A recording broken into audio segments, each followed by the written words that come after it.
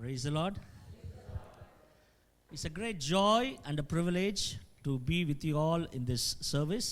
இந்த ஆராதனையிலே உங்களோடு கூட நாங்கள் இருப்பதிலே மிகவும் மகிழ்ச்சியாக இருக்கிறோம். Really we thank and praise God for such an opportunity God has given us to come and minister the word of God with you. இங்கே வந்து உங்களோடு கூட ஆண்டவருடைய வார்த்தையை பகிர்ந்து கொள்ள தேவன் தந்த நல்ல தருணத்துக்காக நாங்கள் நன்றி செலுத்துகிறோம். Before we hear the word of God, shall we just close our eyes and look up to God so that God can minister to us through his word. கர்த்தர் தனது வார்த்தையின் மூலமாய் நமக்கு ஊழியம் செய்யும்படி அதை கேட்பதற்கு முன்பதாக கண்களை மூடி தலைகளை தாழ்த்தி நாம் ஜெபம் செய்வோம். I just want to sing a little chorus. It's a Tamil chorus. I hope, I believe the Spirit of God will minister to us through this chorus. ஒரு தமிழ் பல்லவியை நான் பாட விரும்புகின்றேன். நிச்சயம் நம்புகிறேன் இந்த பல்லவியின் மூலமாக கர்த்தர் நம்மோடு கூட ஊழியம் செய்வார். யெகோவா ஓசேனு, யெகோவா ஓசேனு, உருவாக்கும் தெய்வமே,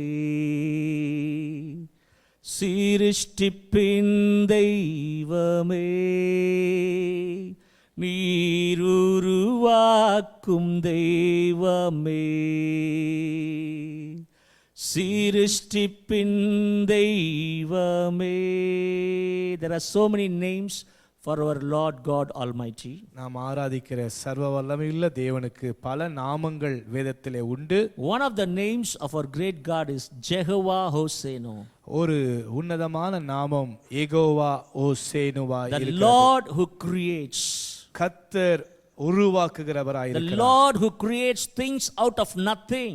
அவர் உருவாக்குகிற கர்த்தர் ஒன்றுமில்லாதிலிருந்து அனைத்தையும் உருவாக்குகிறவர். Even in this evening you may be in a situation, Lord, I have nothing, Lord. ஒருவேளை இந்த மாலை நேரத்தில் நீங்கள் இப்படிப்பட்டதான ஒரு மனநிலையோடு கூட வந்திருக்கலாம். அதாவது ஆண்டவரே, நான் ஒன்றுமில்லை, என்னிடத்தில் ஒன்றுமே இல்லை சுவாமி என்று சொல்லி. But the Lord says, do not look up your situation, my son, my daughter. கர்த்தர் சொல்லுகிறார், என் மகனே மகளே, இப்பொழுது நீ கடந்து வந்து கொண்டிருக்கிற அந்த சூழ்நிலையை பார்க்காதே. Look up to me, I am God, Jehovah Hosenu. நீ என்னை நோக்கி பார், நானே உருவாக்குகிற கர்த்தர். I am Lord Jehovah Hosenu. நானே உருவாக்குகிற கர்த்தர் Jehovah ஓசேனு. I'm the Lord who creates and bring things out of nothing. ஒன்றுமில்லாமையிலிருந்து உனக்கு வேண்டியதை உருவாக்க வல்லமையுள்ள தேவனாய் நான் இருக்கிறேன். If you can also join along with me, எங்களோடு கூட நீங்களும் சேர்ந்து கொள்ளக்கூடும் என்றால் all sing together and look up to God, Jehovah Hosenu. பாடி ஆண்டவரை நோக்கி நாம் பார்ப்போம். யெகோவா ஓசேனு, யெகோவா ஓசேனு, உருவாக்கும் தெய்வமே, சிருஷ்டிப்பின் தெய்வமே, நீர் உருவாக்கும் தெய்வமே, சிருஷ்டிப்பின் தெய்வமே. இல்லாதவைகளை இருக்கிறதைப் போலவே அழைத்திடும் தெய்வமே. Shall we all sing? இல்லாதவைகளை இருக்கிறவை போலவே அழைத்திடும் தெய்வமே, உம் கரத்தினால் உருவாக்கி என் கைகளில் தருபவரே. Shall we all sing? உம் கரத்தினால் உருவாக்கி, இணைந்து பாடுவோமா? கைகளில் தருபவரே. யெகோவா ஓசேனு, யெகோவா ஓசேனு, யெகோவா ஓசேனு, உருவா உருவாக்கும் தெய்வமே, சிருஷ்டிப்பின் தெய்வமே, நீர் உருவாக்கும் தெய்வமே, சிருஷ்டிப்பின் தெய்வமே. One more time, Jehovah Hosseinu, Yehovah Hosseinu. மீண்டுமாக சொல்லுவோம், Yehovah Hosseinu, Yehovah Hosseinu, Yehovah Hosseinu, அவருடைய நாமத்தை சொல்லும் பொழுது உங்க வாழ்க்கையில ஒரு அற்புதம் நடக்கும். Yehovah Hosseinu, as you declare this name, oh the God Almighty, Jehovah Hosseinu, who brings things out of nothing. Oh, when Hagar was in the wilderness, she was crying, how can I see my son is going to die? But God Jehovah Hosseinu, oh, he saw her tears and he brought forth a spring out of the wilderness. தனது மகனை இழந்து போகிற தருவாயிலே, அந்த பாலைவனத்தின் நடுவிலே ஐயோ என்று அழுது புலம்பின அந்த மகளை கர்த்தர் காண்கிறவராயிருந்தார். அவளால் கூடாத நேரத்திலே கர்த்தர் வெளிப்பட்டு அந்த பாலைவனத்திலிருந்து ஒரு நீரூற்றை எழுப்பி அந்த பிள்ளையை கர்த்தர் அபரிவிதமாய் ஆசீர்வதித்தார், காப்பாற்றினார். This evening the Lord is telling you, இந்த மாலையிலே அதை கர்த்தர் சொல்லுகிறார். do not think of your past. உன்னுடைய கடந்த கால வாழ்க்கையை நினைக்காதிருங்கள். Do not think of the former things. உங்களுடைய வாழ்க்கையில கடந்து போனதை குறித்து முந்தைய காலத்தை நினைக்காதிருங்கள். Behold, I am doing a new thing in you. ஏனென்றால் உனக்காக உங்களுக்காக நான் ஒரு புதிய காரியத்தை செய்ய போகிறேன். I will bring rivers out of your wilderness. ஓ வனாந்தரத்திலே வழியையும் அவாந்தர வெளியிலே நீரூற்றுகளை உருவாக்கி தருவேன். I will show you a way where there seems to be no way.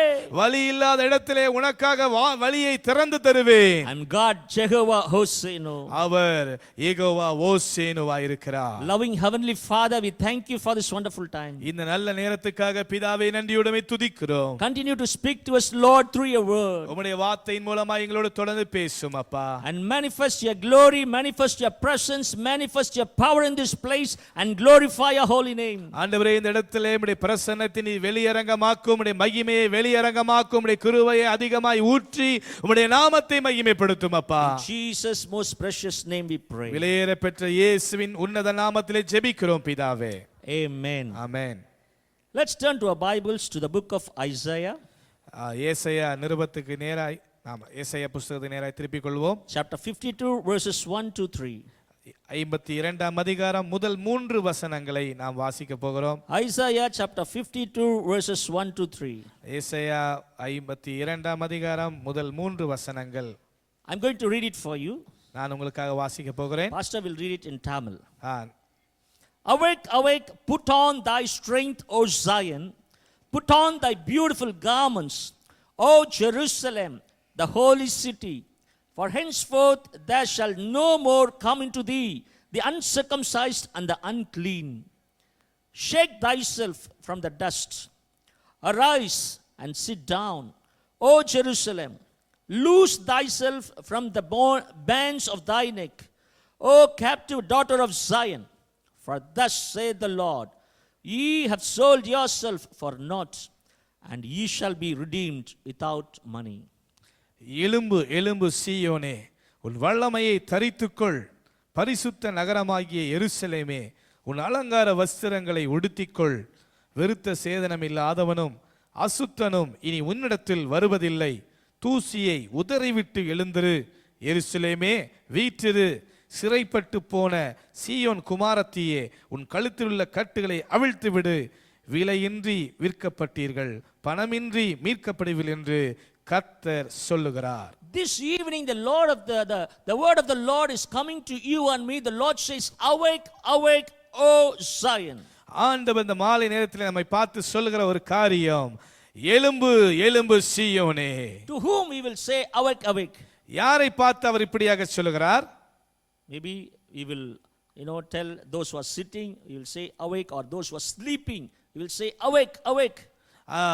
இதை ரெண்டு விதமா எடுத்துக்கொள்ளலாம். உட்கார்ந்து இருக்கிறவர்களை பார்த்தும் அவர் சொல்லுகிறார், அல்லது நித்திரை கொண்டு கொண்டிருப்பவர்களையும் ஆண்டவர் பார்த்து சொல்லுகிறார். Already we are rising in the Lord. ஏற்கனவே நாம் கர்த்தருக்குள் எழும்பிக் கொண்டிருக்கிறோமே. But we live in the end time. ஆனால் இந்த கடைசி நாட்களில் நாம் வாழ்ந்து கொண்டிருக்கிறோம் என்பதை அறிய வேண்டும். Since we are living in this end time, நாம் இந்த கடைசி நாட்களிலே வாழ்ந்து கொண்டிருப்பதினால் the Lord is telling to the church, Zion, it shows, it symbolifies the church, the believers and the children of God. இந்த இடத்திலே சீயோன் என்ற வார்த்தை தேவ பிள்ளைகளை அல்லது இப்படி சொல்லலாம் திருச்சபையை குறிக்கிற வார்த்தையாய் இருக்கிறது. So the Lord says, awake, awake, O Zion, awake, awake, O church, awake, awake, O child of God. எழும்பு எழும்பு தேவ பிள்ளையே, எழும்பு எழும்பு தேவ சபையே, எழும்பு எழும்பு தேவ சேனையே. Still there are things we need to rise up for God because we live in this end time. இந்த கடைசி நாட்களிலே வாழ்ந்து கொண்டிருக்கிற நம்முடைய வாழ்க்கையிலே இன்னும் நாம் விட்டு எழும்ப வேண்டிய சில காரியங்கள் உண்டு. And again this verse continues like this. இப்படியாக வசனம் தொடர்கிறது. Put on thy beautiful garments, O Jerusalem, the holy city. இப்படியாக சொல்லுகிறது, பரிசுத்த நகரமாகிய எருசலேமே உன் அலங்கார வஸ்திரங்களை உடுத்திக்கொள். It means what? Still we need to put on those beautiful garments which God has for us. கர்த்தர் நமக்கென்று ஏற்படுத்தி வைத்திருக்கிற அலங்காரமான வஸ்திரங்களை இன்னும் நாம் உடுத்தி கொள்ளாதபடியினால்தான் இப்பொழுது நீ உடுத்திக் கொள் என்று வேதம் சொல்லுகிறது. Because our Lord Jesus Christ is the bridegroom. ஏனென்று சொன்னால் நம்முடைய ஆண்டவராகிய இயேசு கிறிஸ்துவே மணவாளனாய் இருக்கிறார். And the church is the bride of the Lord Jesus Christ. சபையானது கர்த்தருடைய மணவாட்டியாய் இருக்கிறது. And since the coming of the Lord is very near, கர்த்தருடைய வருகை சமீபத்திலே அருகிலே இருக்கிறபடியினால் the bride, the church needs to get ready to receive the soon coming king. சபையானது மணவாட்டியானது வேகமாய் வந்து கொண்டிருக்கிற மணவாளனாகிய ராஜாவை எதிர்கொள்ள ஆயத்தமாக வேண்டும். The bride, the church needs to prepare herself by putting the beautiful garments. மணவாட்டியாய் இருக்கிற நாம் மணவாளனை சந்திப்பதற்கு முன்பதாக அலங்கார வஸ்திரங்களை உடுத்திக் கொள்ளும் பொழுது அது ஒரு ஆயத்தத்தை குறிக்கிறது. And again the verse continues like this. இப்படியாக மீண்டும் வசனம் For தொடர்கிறது. henceforth there shall no more come into thee the uncircumcised and the unclean. இனி உங்களுடைய வாழ்க்கையில நம்முடைய வாழ்க்கையில விருத்த சேதனம் இல்லாதவனும் அசுத்தனும் வருவதில்லை. The uncircumcised, the unclean, it symbolifies Satan, the enemy. இந்த விருத்த சேதனம் இல்லாதவன் அசுத்தம் என்ற வார்த்தைகள் நம்முடைய எதிரியாகிய சாத்தானை குறிக்கிறதா இருக்கிறது. When David was going against Goliath in that fight, அங்கே நாம் பார்க்கிறோம் கோலியாத்துக்கு விரோதமாய் தாவீது ராஜா யுத்த களத்திலே சென்ற பொழுது David declared like this. தாவீது இப்படியாக சொல்லுகிறார், How come this uncircumcised Philistine can say blasphemy against the God of Israel? அங்க தாவீது என்ன சொன்னாரு, இந்த விருத்த சேதனம் இல்லாத பெலிஸ்தியன் நம்முடைய கர்த்தருடைய சேனையை நிந்திக்க துணிகிறது என்ன? The uncircumcised is our enemy, this Satan. விருத்த சேதனம் இல்லாதவன் என்று சொன்னால் நேரடியாக நம்முடைய எதிரியாகிய பிசாசானவனை சாத்தானை குறிக்கிறது. So this verse says, no more come into thee the uncircumcised and the unclean. வசனம் என்ன சொல்லுது, அப்படிப்பட்ட சாத்தான் இனி உன்னுடைய வாழ்க்கையிலே பிரவேசிப்பது இல்லை. You would have been experienced some works of the enemy, some attacks of the enemy. He would have been doing his works against your life. சாத்தான் நம்முடைய வாழ்க்கைக்கு விரோதமாய் சில காரியங்களை செய்து கொண்டிருக்கலாம். நாம் செய்கிற காரியங்களை எதிர்த்து அவன் கிரியை செய்து கொண்டிருக்கலாம். அப்படியாக நம்முடைய வாழ்க்கையில காணப்பட்டிருக்கலாம். But tonight the Lord wants you to live a protective life so that the uncircumcised and the unclean could not come and overcome you. இன்றிரவு கர்த்தர் என்ன விரும்புகிறார், இப்படிப்பட்ட அசுத்தன் இனி நம்முடைய வாழ்க்கையில வராதபடிக்கு ஒரு பாதுகாப்புக்குள்ள வாழ்கிற வாழ்க்கையை வாழ விரும்புகிறார். And again verse 2 continues like this. இரண்டாவது வசனத்தை பாருங்க. It says, shake thyself from the dust. தூசியை உத்தறிவிட்டு எழுந்திரு. We always likes cleanliness, right? நம்ம எப்போதுமே சுத்தமா இருக்கணும்னு நினைப்போம். அப்படிதானே? Before we sit on a place, we will just dust that place and then we'll sit. நம்ம ஒரு இடத்துல போய் சட்டுன்னு உட்கார்ந்துட மாட்டோம். என்ன பண்ணுவோம், அந்த இடத்த சுத்தமா இருக்கான்னு பார்த்துட்டு இல்லாட்டி தட்டிட்டு தான் என்ன பண்ணுவோம், உட்காருவோம். Again when we get up from that place, again we will just dust our pants, our dress, and then we'll go. ஒருவேளை நம்ம அப்படி க்ளீன் பண்ணிட்டு உட்கார்ந்து எழுந்திருச்சா கூட திருப்பி என்ன பண்றோம், நம்ம ட்ரெஸ்ல வேற ஏதோ ஒட்டி இருக்கான்னு சொல்லி கவனம் உள்ளவர்களா அதை நம்ம அதை க்ளீன் பண்றோம். That much we are very careful. We want to be clean. அந்த அளவுக்கு நம்ம ஜாக்கிரதையா இருக்கிறதுக்கு என்ன காரணம், சுத்தமா இருக்கணுங்கிற ஒரு நல்ல எண்ணம் தான். But the Lord whom you and me are worshiping is a holy God. அதே போல நாம் ஆராதிக்கிற தேவன் சுத்தமுள்ளவர் அல்ல, பரிசுத்தமுள்ளவர். Hallelujah. Hallelujah. He also expects a clean life from you and me. அந்த தேவன் நம்மை விட பரிசுத்தராய் இருக்கிறபடியால் நம்மிடத்திலிருந்து இன்னும் அதிகமாக எதிர்பார்க்கிறார். As we live in this end time, இந்த கடைசி நாட்களிலே வாழ்கிற நாம், still there may be dust. நம்முடைய The things of this world would have corrupted our lives like dust.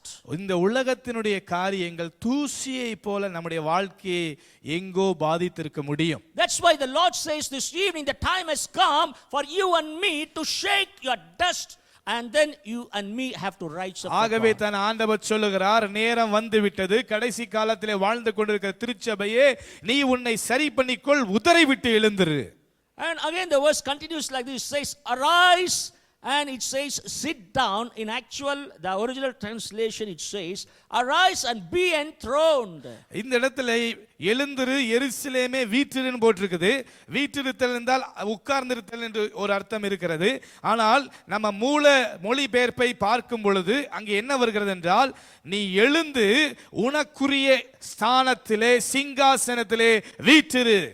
Be enthroned means God is expecting you and me to sit on a position which God has already appointed for us. வீற்றிருத்தல் என்று சொன்னால் நாம் உலகத்திலே உட்காருவதல்ல, கர்த்தர் நமக்கென்று ஆதிகால முதலே ஆயத்தம் பண்ணியிருக்கிற உன்னத தலங்களிலே அமர்வது.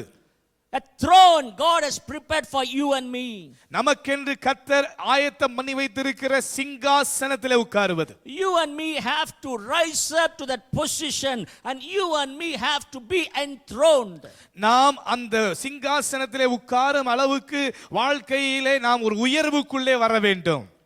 But ஆனால் have we reached that position?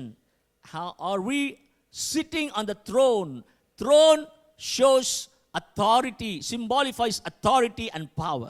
சிங்காசனம் என்று சொல்லும் பொழுது அது எதுக்கு ஒப்புமையா இருக்கிறது என்று சொன்னால், அதிகாரத்துக்கும் வல்லமைக்கும் ஒப்புமையா இருக்கிறது. இப்ப நம்ம பரிசோதித்து பார்க்க போகிறோம், நம்முடைய கிறிஸ்தவ வாழ்க்கையிலே அப்படிப்பட்ட ஸ்தானத்தில் நாம் இருக்கிறோமா? That's why this verse says arise. ஆகவே தான் இந்த வார்த்தை சொல்லுகிறது, நீ எழும்பு, நீ ஸ்தானத்துக்குரியவன், ஆகவே எழும்பு. Again the verse continues like this and says, loose thyself from the bands of thy neck, O captive daughter of Zion. உன் கழுத்திலே உள்ள கட்டுகளை அவிழ்த்து விடு சீயோன் மகளே என்று சொல்லி இந்த வசனம் தொடர்கிறது. What daughter? என்ன மகள்? எந்த குமாரத்தி? சீயோன் குமாரத்தி. No. It's not just daughter of Zion. It says captive daughter of Zion. இந்த இடத்துல பாருங்க, வெறும் சீயோன் குமாரத்தின் போல சிறைப்பட்டு போன சீயோன் குமாரத்தி. This evening you may have a captivity, a bondage in some part of your life. இன்று மாலை நேரத்திலே உணர வேண்டும், ஏதோ ஒரு இடத்திலே நீங்கள் அடிமைத்தனப்படுத்தப்பட்டிருக்கலாம், கட்டுகளிலே இருக்கலாம். You may want to come out of it. அதிலிருந்து வெளியே வர நீங்கள் துடித்துக் கொண்டிருக்கலாம். You may be struggling to come out of it. ஆனால் வெளியே வருவதற்கு போராடி கொண்டிருந்தாலும் முடியாமல் இருக்கலாம். This evening the Lord wants to set you free. உங்களை கர்த்தர் அதிலிருந்து விடுதலையாக்க விரும்புகிறார். Come out of that bondage. அந்த கட்டிலிருந்து ஒரு விடுதலை. Come out of that captivity. அந்த சிறையிலிருந்து ஒரு விடுதலை. Because you are a child of God. ஏன் தெரியுமா? நாம் தேவனுடைய பிள்ளைகளாய் இருக்கிறபடியால். You are the church. நாம் தேவனுடைய திருச்சபை. Oh, you need to be set free, oh daughter of Zion. ஓ சீயோன் குமாரத்தி, அந்த காரியத்திலிருந்து நீ விடுதலை பெற்றே ஆக வேண்டும். And verse 3 says like மூன்றாவது this, வசனம் சொல்லுது, for ye have sold yourselves for naught, and ye shall be redeemed without money. பாருங்க, விலையின்றி விற்கப்பட்டீர்கள், பணமின்றி மீட்கப்படுவீர்கள். The Lord wants to redeem you completely, fully for him. ஓ தேவன் ஒரு முழுமையான ஒரு விடுதலை நம்முடைய வாழ்க்கையில தர விரும்புகிறார். Hallelujah. Hallelujah. Nothing is impossible for our God. தேவனால கூடாத காரியம் ஒன்றுமில்லை. We give a clap offering to our கைகளை God. தட்டி ஆண்டவரை By கனப்படுத்து. faith you declare nothing is impossible. தேவனால கூடாத காரியம் ஒன்றுமில்லை, ஒன்றுமில்லை. Open your mouth and say nothing is impossible. வாயை Nothing திறந்து is சொல்லுவோமா, impossible for தேவனால my கூடாத God. காரியம் ஒன்றுமில்லை. Hallelujah. Hallelujah. How many of you can feel the presence of God in this எத்தனை place? பேர் இப்போ தேவ பிரசன்னத்தை உணர்றீங்க? I could feel the presence of God. நான் உணர்கிறேன். I could feel the anointing of God is flowing in this place. இந்த இடத்திலே வளர்ந்து அபிஷேகம் வளர்ந்து பெருகி கொண்டே இருக்கிறதை As உணர்கிறேன். I am ministering this word, இந்த வார்த்தையை பிரசங்கித்துக் கொண்டிருக்கும் போதே the anointing is releasing from this place. இந்த இடத்திலிருந்து கர்த்தருடைய அபிஷேகம் உங்களை நோக்கி கடத்தப்பட்டு கொண்டிருக்கிறது. Hallelujah. Hallelujah. Just with a heart of faith, you just continue to listen to this word. God has great things for you this evening. விசுவாசத்தோடு இந்த செய்தியை கேளுங்க. நீங்க கேட்டுக்கொண்டே இருக்கும் பொழுது கர்த்தர் உங்களுக்கு என்று வைத்திருக்கிற அந்த அற்புதங்களை பெற்றுக்கொள்வீர்கள். Few years back, I could say in the year 2013, I came to Malaysia. I came to Singapore and then to Malaysia. I ministered in Pastor Arnold's church. It's very nearby. I think you all know that church. And then again, I went back to India. 2013ஆம் ஆண்டு Singapore வந்தேன். அதன் பிறகு Malaysia வந்து pastor அருள்நாள்ராஜன் அவருடைய திருச்சபையிலே நான் ஊழியம் செய்து நான் மீண்டும் திரும்பினேன். So the next week, we are also doing ministry among the youths.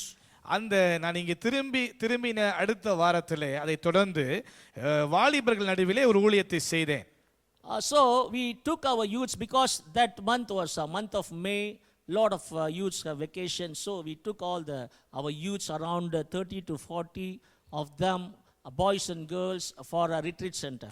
அங்கே கோடை விடுமுறையாக இருந்தபடினாலே 30-40 வாலிப தம்பிமார் தங்கச்சிமார் அழைத்து கொண்டு நான் ஒரு முகாமுக்கு சென்றோம். So the Lord impressed in my heart to share to those youngsters based on this scripture, Isaiah 52 verse 1 to 3. இன்று பிரசங்கித்துக் கொண்டிருக்கிற இந்த முதல் 3 வசனங்களிலிருந்து அவர்களுக்கு உணர்த்தும்படி கர்த்தர் சொன்னார். So I just shared from this scripture and I asked the youths, how many of you want to rise up for God? நான் இந்த பிரசங்கத்தை சொல்லிக் கொண்டிருக்கும் பொழுது இடையிலே கேட்டேன், உங்களில் எத்தனை பேர் கர்த்தருக்காக எழும்ப விரும்புகிறீர்கள்? If I want to ask the same question to you, how many of you want to rise up for God? அதே கேள்வி உங்களிடத்தில் கேட்டால் எத்தனை பேர் அதற்கு பதில் சொல்ல போகிறீர்கள்? Tell me, how many of you want to rise up for God? Yes, in the same way, all those youngsters, they lifted their hands. ரொம்ப சந்தோஷம். நீங்கள் உயர்த்தினது போலவே அந்த வாலிபர்களும் செய்தார்கள். But I asked them, மீண்டும் கேட்டேன், it's good that you want to rise up for God, கர்த்தருக்காக எழும்புறது நல்லதுதான், ஆனா but what hinders you to rise up for God? இதுவரை நீங்கள் எழும்பாமல் உங்களை தடுத்துக் கொண்டிருந்த காரணம் என்ன? So I just asked them, you just share openly whatever hindrance you may have. We can pray about it to God. வாலிபர்கிட்ட கேட்டேன், நீங்க எழும்ப கூடாதபடிக்கு உங்களை தடுத்து கொண்டிருந்த காரியங்கள் என்ன சொன்னீங்கன்னா நான் உங்களுக்காக ஜெபிக்கலாம், கர்த்தர் நிச்சயமா நம்முடைய ஜெபத்தை கேட்டு உங்களை விடுதலையாக்குவார் என்று சொன்னேன். Some youth said laziness. சில வாலிபர்கள் சொன்னார்கள் எழும்பாமல் இருந்த காரணம் சோம்பேறித்தனம். So sometimes my parents used to wake me. எங்க பெற்றோர்களை எழுப்புவாங்க சில நேரத்துல. Son, rise up, it's time. Wake up and just pray, read your word. எழும்பு மகனே, காலையில வந்துருச்சு, நீ எழுந்து வேதத்தை வாசி ஜெபம்னு சொல்லுவாங்க. Mummy, not now, still it's not time, maybe later. அம்மா இப்ப எனக்கு முடியல, இது இந்த நேரம் என்ன கொஞ்ச நேரம் கழிச்சு வேணா நான் ஜெபிக்கிறேன்னு சொல்லுவேன். I feel very tired. ரொம்ப நைட் லேட்டா படுத்தேன், ரொம்ப டயர்டா இருக்கேன் அம்மா. Not only that day, அன்னைக்கு மட்டும் இல்ல, every day when you ask them, they say very tired. ஒரு நாள் கூத்து இல்ல, எப்ப பார்த்து எழுப்புனாலுமே நான் டயர்டா இருக்கேன்னு சொல்லுவான். But to watch soccer game, ஆனா அவங்க என்ன பண்றாங்க, இந்த கால்பந்து விளையாட்டு ஒளிபரப்பும் போது அவங்க என்ன பண்றாங்க, உடனே எந்திரிச்சு பாக்குறாங்க. to watch late night movies, late நைட்ல சினிமா படம் பார்க்கிறதுக்கு முழிச்சிருக்காங்க. jalan with all the friends, come late night. எல்லா ஃப்ரெண்ட்ஸோட ஊரே சுத்தி பார்த்துட்டு என்ன பண்றாங்க, மெதுவா வராங்க. அப்பெல்லாம் உடம்பு வலிக்கல. For all such things, no laziness. அப்பெல்லாம் உடம்பு வலிக்க மாட்டேங்குது, சோம்பேறித்தனமே இல்லை, இன்னும் சுறுசுறுப்பா இருக்கு. Only to seek the face of God, only to pray, only to read the word, they always feel tired. ஆனா கர்த்தருடைய வசனத்தை வாசிக்கணும், ஜெபிக்கணும், சபைக்கு போகணும்னு சொன்னா எல்லா வழியும் வந்துருது. But somehow if they manage to open the Bible also, ஆனா அதுல சில பேர் பாருங்க எப்படியோ சமாளிச்சு பைபிளை திறந்துடுறாங்க. when they start reading few words, just 2 or 3 words, அங்க பைபிளை திறந்து 2-3 வசனத்தை மட்டும் அப்படியே வாசிக்கிறாங்க. you know what will happen? அப்படி படிச்சா என்ன நடக்கும்? அப்புறமேல பெரிய கொட்டாவி. In Tamil we say kottavi, adu kettavi. So, there's one kind of spirit. Actually, the truth is there's one kind of spirit behind. Whenever you want to read the word, the enemy wants to, feel you sleepy, you want to sleep and all such things. நீ வேதத்தை திறந்து வாசிக்கணும்னு உட்படும் போதெல்லாம் எதிரியானவன் ஒரு கட்டுப்படுத்த முடியாத தூக்கத்தையும் சோர்வையும் விதைக்கிறான். And some youngsters said, they said carelessness. அவங்க சொன்னாங்க ஜாக்கிரதையா இல்லை, கவனக்குறைவு, அஜாக்கிரதை. And it means they just want, this is not the time to seek God, this is not the time to be more spiritual. Still I have plenty of time in my life. Okay, those days I can seek the Lord, I can go regularly to church, to prayer, to read the word, sing hallelujah and everything. ஆண்டவர்கிட்ட சில பேர் ஆலோசனை கொடுக்குறாங்க. என்னன்னா, ஆண்டவரே நான் இப்போதான் சின்ன வாலிப பையன், வாலிப பொண்ணு, எனக்கு நிறைய வயசு இருக்குது, ஆனால் ரிட்டையர்ட் ஆகிற வரைக்கும் நல்லா ஜாலியாக இருக்கிறேன் ஆண்டவர், அதுக்கப்புறமேல் நான் உங்கள் பைபிளை படித்து ஜெபம் பண்ணுறேன்னு சொல்லி அவரிடம் பேசுகிறார்கள். And some youngsters said, சில வாலிபர்கள் சொன்னாங்க, many times we felt like, these pastors, they don't have anything to do. They always say, they pray, read the word, come to church, come to youth meeting. That is their job they are doing, but we have some other jobs to do. Let them do their job, let us do our job. சில வாலிபர்கள் சொன்னாங்க, குருமார்களுக்கு தான் வேலை பொழப்பில்ல, எப்போ பார்த்தாலும் கோயிலை கட்டிட்டு அழுகுறாங்க, நாங்கள் என்ன பண்ண, எங்களுக்கு பல விதமான வேலையெல்லாம் இருக்குது, எப்போ பார்த்தாலும் சபைக்கு வா, ஆராதனைக்கு வா, மீட்டிங்க்கு வான்னு சொல்லி எங்களை உயிர் எடுக்கிறாங்க, அதனால அப்படின்னு சொல்லி அவங்களுக்கு பிடிக்கவே மாட்டேங்குது. When I see a lot of you all, just laughing, நீங்க சிரிக்கலாம் நான் பார்க்கும்போது I don't know what is the exact meaning of it. அதுக்கு என்ன அர்த்தம் எனக்கு புரியல. Only you and God knows. அது உங்களுக்கு ஆண்டவருக்கு தான் வெளிச்சம். So after the discussion, இப்படி வாலிபலோட நான் இந்த டிஸ்கஷனை முடித்த பிறகு I said, shall we all pray to God? நான் சரி அவங்க அதெல்லாம் கேட்டுட்ட பிறகு சொன்னேன், சரி நம்ம இப்ப ஜெபிக்கலாமா ஆண்டவரை நோக்கி. Let's bring all these issues to God. நம்ம நீங்க சொன்ன ஒவ்வொரு காரணத்தையும் கர்த்தர் சமூகத்துல வைப்போமே. Let God helps us to overcome all these distractions, these hindrances. இந்த ஆவிக்குரிய வாழ்க்கைக்கு தடையா இருக்கிற காரியங்களை எல்லாம் முறியடிக்கும்படி கர்த்தர் நம்மை பலப்படுத்தட்டுமே என்று சொன்னேன். So we started praying. அப்புறம் ஜெபிக்க ஆரம்பித்தோம். I was leading them in prayer. அவர்களை ஜெபத்தில் நடத்தினேன். All the youngsters were praying. They were just confessing, Lord, deliver me from this weakness, that weakness, from laziness and all these things. வாலிபர்கள் ஒவ்வொருவராக கர்த்தருடைய சமூகத்தில் அறிக்கையிட்டார்கள். ஆண்டவரே நான் தவறிவிட்டேன், சோம்பேறித்தனத்துக்கு இடம் கொடுத்து விட்டேன், என்னை மன்னியும், நான் மீண்டும் கழுகை போல சட்டையடித்து எழும்புவேன் என்று சொன்னார்கள். As I was leading them in prayer, இப்படி நான் ஜெபத்தில் நடத்திட்டே இருக்கும்போது suddenly I felt the Spirit of God began to speak to me. என்னிடத்திலே கர்த்தருடைய ஆவியானவர் பேசுவதை நான் உணர்ந்தேன். He said, my son, do you know there is one more thing that most of my children, they could not rise up for me, and I want to tell you one thing, but this thing you guys have not discussed.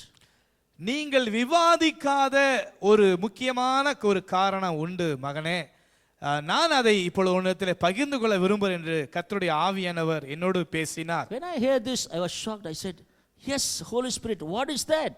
ஆவியானவர்கிட்ட கேட்டேன், அப்படி என்னப்பா என்ன இருக்குதுன்னு சொல்லி. He said something strange. ஒரு புதிதான ஒரு காரியத்தை, நான் எதிர்பாராத ஒரு காரியத்தை தூய ஆவியானவர் சொன்னார். We have not discussed. அந்த எவ்வளவு கருத்துக்கள் வந்தது, ஆனா அந்த கருத்து யாருமே சொல்லல. Which we have not thought of that thing. அந்த கருத்தை குறித்து நாங்க நினைச்சதும் இல்ல, விவாதிக்கவும் இல்ல. The Holy Spirit said, ஆவியானவர் சொன்னார், one of the main hindrance which hinders most of God's children to rise up for God is many of my people, they live with hurts and wounds inside. ஆவியானவர் என்ன தெரியுமா சொன்னாரு, என் பிள்ளைகள் எழும்ப முடியாததுக்கு பல பேர்கிட்ட இருக்கிற ஒரே காரணம் அவருடைய உள்ளத்திலே மறைந்திருக்கிற ஆழமான காயங்கள். When I heard that, I was really struck, I was shocked. அதை கேட்ட உடனே எனக்கு ரொம்ப ஒரு அதிர்ச்சி ஆயிடுச்சு. என்ன ஆண்டவரே, காயங்கள் இருக்கிறதா?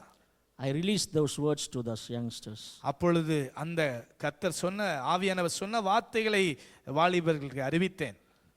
When I released those words, many of the young people, they began to burst and cry out. நான் இது சொன்ன மாத்திரத்தில் நிறைய வாலிப தம்பி தங்கச்சிமார்கள் அவர்கள் அழுக ஆரம்பித்தார்கள், கதற ஆரம்பித்தார்கள். This is a truth, people of God. இது நடந்த ஒரு சம்பவம் தேவ பிள்ளைகளே. Many of God's people, they still live in hurts and wounds inside. அநேக தேவ பிள்ளைகள் இன்றும் கூட மனதிலே பெரிய காயங்களோடு கூட துயரங்களோடு கூட வாழ்ந்து கொண்டிருக்கிறார்கள். Some, they got wounded and hurt because of their husbands. கணவர்மாரால் சில பேருக்கு ஏற்பட்ட காயங்கள். Some may be hurt and wounded by their wives. மனைவிமாரா சில கணவருக்கு காயங்கள். Some even children, they got hurt and wounds because of their parents. பெற்றோர்களால சில பிள்ளைகளுக்கு காயங்கள். And even some parents, they still live with hurts and wounds because of their children. குழந்தைகளாலும் காயப்பட்ட பெற்றோர்கள் இன்றும் இருக்கிறார்கள்.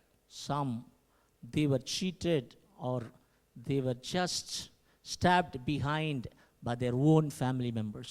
சொந்த குடும்ப உறுப்பினர்களாலே ஏமாற்றப்பட்டு அல்லது அவர்கள் நிர்கதியாய் விடப்பட்டு காயப்பட்டவர்கள் உண்டு. Some, they were hurt and wounded and they were cheated by their own close friends or peers or colleagues. கூட வேலை செய்கிறவர்கள் நெருங்கிய நண்பர்களால ஏமாற்றப்பட்டு கைவிடப்பட்டு காயத்தில் இருப்பவர்கள் அநேகர். For some, that hurt may be for a short while. சில பாடன்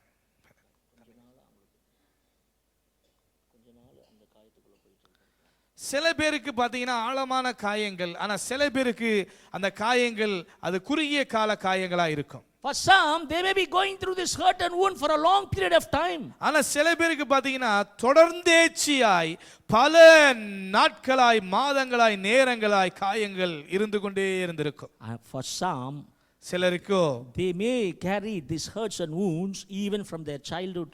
சில பேர் பார்த்தீங்கன்னு சொன்னா அவங்களுடைய சிறு பிராயம் முதலே அப்படிப்பட்ட காயத்தோடே இருந்துட்டு இருப்பாங்க. There may be one incident, one or two incidents, even in their childhood, they may be hurt and wounded deeply, and even if they have been grown up, after many years, they still have this hurt and wound. சிறு பிராயத்தில் ஏற்பட்ட அந்த காயம் அவங்க பல வருடங்களுக்கு பிறகு அவங்க பெரிய பிள்ளைகளாக அவங்களுக்கு பிள்ளைங்க வந்த நாட்களிலும் கூட ஆறாமலே இருந்திருக்கிறதை பார்த்திருக்கு. Even medically, the doctors say the baby inside the womb also can get hurt and wound.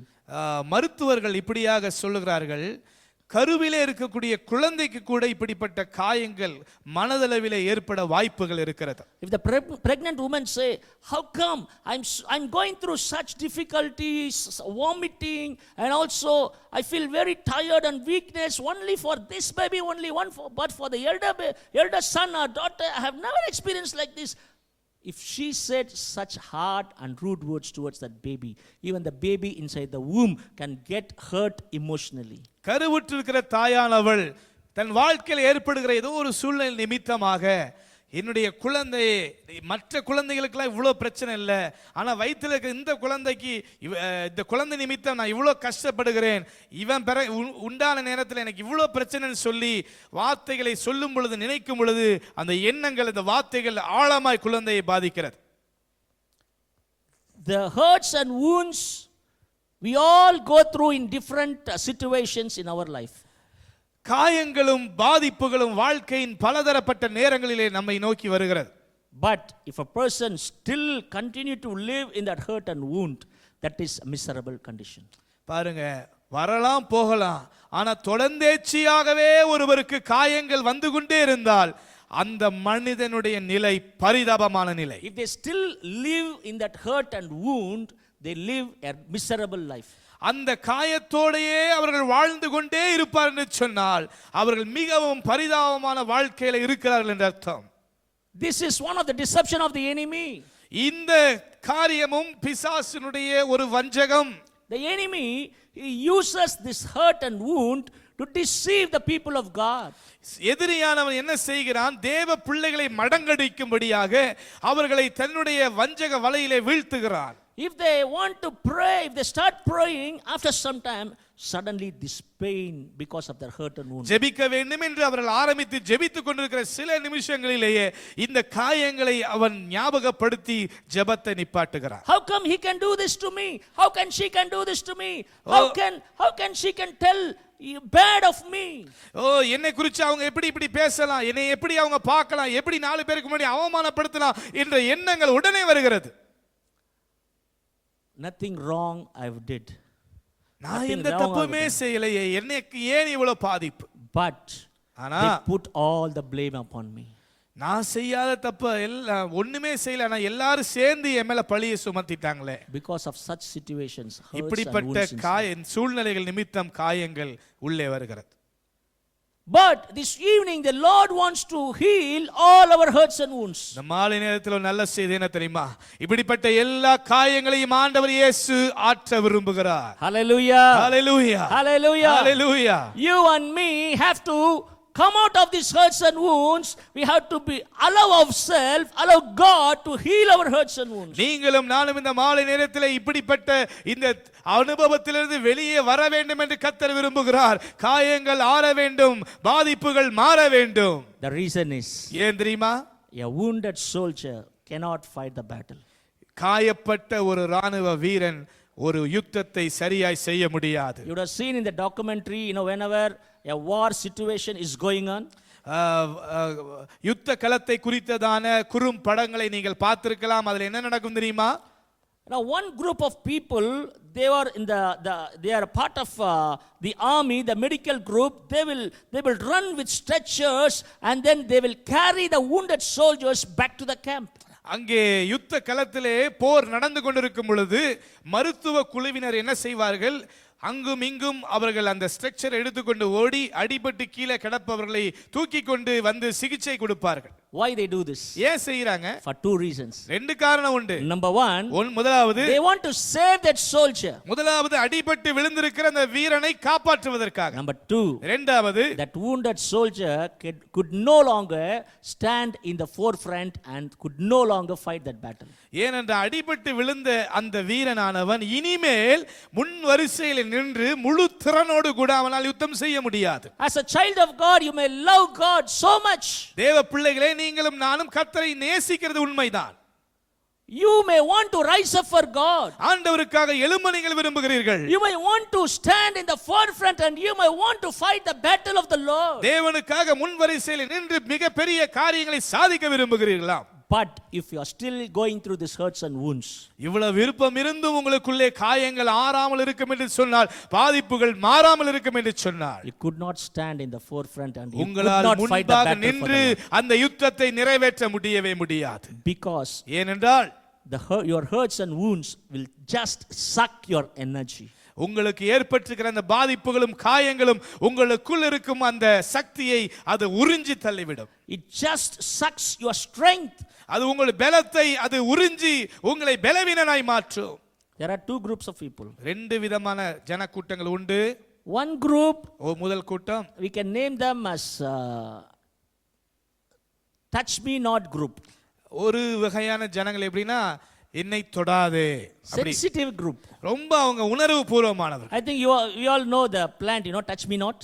உங்களுக்கு அந்த செடியை பார்த்திருக்கீங்களா? தொட்டா சினிங்கி. No, the leaves will be very fresh and நல்ல அந்த இலைகள் எல்லாம் பார்த்தீங்கன்னா நல்ல தலதலன்னு இருக்கும். But if you just take a finger just near that leaves, you don't need to touch it. The moment those leaves sense your finger, suddenly all those leaves will go like this. நல்ல தளர்ந்து மலர்ந்து இருக்கிற அந்த இலைகளைட்ட உங்களுடைய விரலை அருகில கொண்டு போனாலே போதும், யாரோ நம்மளை தொட போறாங்கன்னு தெரிஞ்சோன்னே என்ன ஆயிரும்? அதெல்லாம் சுருங்கி மடங்கி ஒளிந்து விடும். This touch me not group of people, இப்படி தான் சில பேர் இருக்காங்க, தொட்டா சினிங்கி. no one need to touch them. யாரும் அவங்களை எதுவும் ஹர்ட் பண்ண வேண்டிய அவசியமே இல்லை. Many times they allow things to hurt themselves. அவங்களாவே என்னை யாரோ தொட போறாங்கன்னு நினைச்சிட்டு என்ன பண்ணிக்கிறாங்க? காயத்தை வாங்கி கொள்கிறார்கள். 2 people may be talking to each other. அங்க யாராச்சும் 2 பேர் பேசிட்டு இருந்தா, suddenly when the third person, this touch me not person, look at them, இந்த தொட்டாசி குணத்தை உடையவர்கள் என்ன பண்ணுவாங்க? அந்த 2 பேரை பார்த்த உடனே, how come they are talking to each other but Very often they are just looking at me and again they are talking. They are just looking at me again they are talking. என்ன ரெண்டு பேரும் ரொம்ப நேரம் பேசிட்டு இருக்காங்க, நடுவுல என்னை பார்க்கறாங்க, அப்புறம் பேசுறாங்க, பார்க்கறாங்க, பேசுறாங்க. என்ன பேசுறாங்க? It means they are talking about me. என்னை பார்த்து பார்த்து பேசுறேன்னு அர்த்தம்னா என்னைய பத்தி தான் பேசிட்டு இருக்காங்க. How come this evening the pastor is preaching this message? இந்த மாலை நேரத்துல நான் வந்தப்ப பார்த்து எப்படி இந்த பிரசங்கத்தை அவர் பண்ணலாம்? I found out. நான் கண்டுபிடிச்சிட்டேன். Definitely last week or last month I shared whatever I'm going through to our pastor. He only shared everything to this pastor, and this pastor from India is preaching about this thing. போன மாசம் இல்ல போன வாரம் தான் நானே என் மனசுல இருக்கலாம் நம்பி ஒருத்தட்ட சொன்னேன். அவர் என்ன பண்ணிட்டார், போய் பாஸ்டர்ட்ட சொன்னேன். அவர் என்ன பண்ணிட்டாரு, தான் சொல்ல முடியாதனால இந்த இந்தியால இருந்து வந்திருக்கிற பாஸ்டர்ட்ட சொல்லி அவரை வச்சு பேசிட்டு இருக்கார். Very sensitive. ரொம்ப உணர்வு பூர்வமானவர்கள். Touch me not group. தொட்டா சினிங்கி வகையை சேர்ந்தவர்கள். And there's another group. இன்னொரு வகை உண்டு. They are specialists. அவர்கள் specialist. You know, heart specialist. அவங்களுக்கு டாக்டர் Heart specialist. மருத்துவர்கள் இருப்பது போல ஹார்ட் ஸ்பெஷலிஸ்ட். Eye specialist. கண் Bone specialist. எலும்பு மருத்துவர்கள். They are also specialists. எல்லாத்துலயுமே அவங்க specialist. They are very special. என்ன ரொம்ப சிறப்புனா, If they took out their sword, அவர்கள் தன்னுடைய ஆயுதத்தை வெளில எடுக்கும்போது, பட்டயத்தை they எடுக்கும்போது, just took out their sword, அவருடைய தன்னுடைய பட்டயத்தை வெளியே எடுக்கும்போது, they will never put inside the sword without cutting at least 4 or 5 people. வெளியில எடுத்துட்டாங்கன்னா ரத்தம் பார்க்காம உள்ள திரும்பி வைக்க மாட்டாங்க. What is that sword? அந்த கத்தி என்ன தெரியுமா? The Bible says our tongue is like a sword. ஓ, வேதம் சொல்லுகிறது நாவே அந்த பட்டயம். Wow, when they take out this sword, அந்த நாக்குல பேச ஆரம்பிச்சிட்டாங்கன்னு வெச்சுங்களேன், just very small only, அந்த நாக்கு பார்க்க சின்னதா தான் இருக்குது, but this word can go and cut even a person in US. இங்க இருக்கிற நாக்கு அமெரிக்க நாட்டுல இருக்கிறவரையும் வெட்டிட்டு வந்துரும். In India, இந்தியால இருக்கலாம், in Singapore, சிங்கப்பூர்ல இருக்கலாம், other part of Malaysia, மலேசியால வேற எங்கயாவது இருக்கலாம், Indonesia, இந்தோனேஷியால இருக்கலாம். it can go everywhere உலகத்தின் எந்த பகுதிக்கும் செல்லும் and cut so many people. யார வேணா வெட்டும். Finally go inside and just rest. வெட்டி 4 பேரை முடிச்சிட்டு அப்புறம் என்ன பண்ண, உள்ள போய் ரெஸ்ட் எடுக்க, ஓய்வு எடுக்க. Specialist. அவங்க அதுதான் specialist. Very easily, very smart. They are very smart to hurt a person. அடுத்தவங்களை காலி பண்றதுல அவங்களுக்கு பயங்கரமான திறமை. Specialist. பாருங்க. But ஆனால் both need to be restored. முன்பாக உள்ள அந்த கேட்டகரி, தொட்டா சினிங்கியா இருந்தாலும் சரி, பட்டய வீரர்களாக இருந்தாலும் சரி, அவர்கள் மனம் திரும்ப வேண்டும். You know, God uses the enemy, Satan uses both this group. இந்த ரெண்டு வகையான ஜனங்களையுமே பிசாசு பயன்படுத்துறான். If a sensitive person always be under this hurt and wound, இந்த மாதிரி உணர்வு பூர்வமானவர்கள் எப்பொழுதுமே பாதிப்புக்குள்ளாகவே இருப்பார்கள். the enemy will be very happy. பிசாசுக்கு அவங்கள பார்த்தா ரொம்ப சந்தோஷமா இருக்கு. Because ஏன்னா if you are still in hurts and wounds, இன்னும் காயத்துல நீங்க இருப்பீங்கன்னா, you could not rise up. உங்களால ஒரு காலமும் தேவனுக்காக எழும்ப முடியாது. If you rise up for God, நீங்கள் கர்த்தருக்காக எழும்பினா, you will move forward, நீங்கள் முன்னேறி செல்வீர்கள், and you will destroy every schemes of the enemy. பிசாசு வைத்திருக்கிற எல்லா காரியத்தையும் தவிடுபடியாக்கி போடுவீர்கள். You will destroy every strongholds of the enemy. பிசாசுடைய எல்லா அரண்களையும் நீங்கள் தகர்த்து விடுவீர்கள். The enemy knew that. பிசாசுக்கு தெரிஞ்சுதான். That's why he wants this sensitive group to always be under hurts and wounds. இந்த தொட்டா சினிங்கி வகையினரை அவன் முன்னேற விடாம எப்ப பார்த்தாலும் தங்களை பத்தியே நினைச்சு காயப்பட்டு காயப்பட்டு காயப்பட்டு அழுது கொண்டிருக்கும்படியா வைக்கிறான். And regarding the other group of people, இன்னொரு வகையினை பார்க்கிறோம், specialists, அவர்கள் சிறந்தவர்கள். the enemy always encourages them to all every day to remove, take out their sword and cut 4 or 5 people to hurt many people. அது தமிழ்ல சொல்ல உசுப்பேத்தி விட்டுறதுன்னு. அதாவது இந்த பிசாசு வந்து என்ன பண்றானா, அவங்களை நல்லா தட்டி விட்டு எட்ராவம் பட்டயத்தை வெட்டு, பார்க்கறவனெல்லாம் வெட்டு அப்படி சொல்லி எல்லாரையும் காயப்படுத்தி அவர்களும் காயமாகி பட்டயத்தை உள்ள வைக்கிறாங்க. Instead of being in the hands of God, as a sword of God in the hands of God, கர்த்தருடைய பட்டயமாய் இருக்க வேண்டியவர்கள், கர்த்தருடைய கரத்தில் இருக்க வேண்டியவர்கள், they were in the hands of the enemy. அவர்கள் பிசாசுடைய அந்த எதிரியினுடைய கைகளிலே போய் சிக்கிக் கொள்கிறார்கள். Now, இப்ப you are in which group? இதான் முக்கியமான கேள்வி. நீங்கள் எந்த குழுவிலே இருக்கிறீர்கள்? Are you a sensitive person? நீங்கள் உணர்வுபூர்வமாய் பாதிக்கப்படுகிற குழுவினரா? Become sensitive for small things? சின்ன சின்ன காரியத்துக்கு கூட கொஞ்சம் கஷ்டம். Are you a specialist? அல்லது இந்த மாதிரி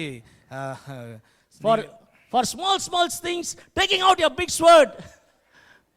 சின்ன ஒரு கத்திரிக்காய் வெட்டுறது கூட ஒரு பெரிய பட்டயத்தை எடுத்துட்டு வரக்கூடிய நபரா? யோசிங்க. This is the deception of the enemy. இது ரெண்டுமே பிசாசுடைய பெரிய ஒரு வஞ்சகங்கள். The enemy uses one person to hurt other person. பிசாசு என்ன பண்ணுவான்னு சொன்னா ஒருத்தரை பயன்படுத்தி இன்னொருவரை அவன் தாக்குகிறான். Again uses that person to hurt this person. கொஞ்ச நாள் கழிச்சு இவர் அவரை தாக்கும்படியாய் செய்கிறான். When both are being hurt, ரெண்டு பேருமே ஒருத்தரை காயப்படுத்தின பிறகு he is very joyful. அவனுக்கு ரொம்ப கொண்டாட்டம். Tamil, there is a proverb. தமிழ்ல ஒரு பழமொழி இருக்கு பாருங்க. ஊர் ரெண்டு பட்டா கூத்தாடிக்கு கொண்டாட்டம். Hallelujah.